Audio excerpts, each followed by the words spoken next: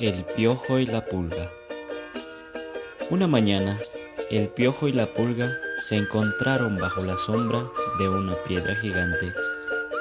Al encontrarse ya juntos, ambos empezaron a decir: «Nosotros vivimos muy tristes. ¿No nos casaríamos los dos?», dijeron. Con ese pensamiento, ambos se pusieron contentos y se pusieron a trabajar.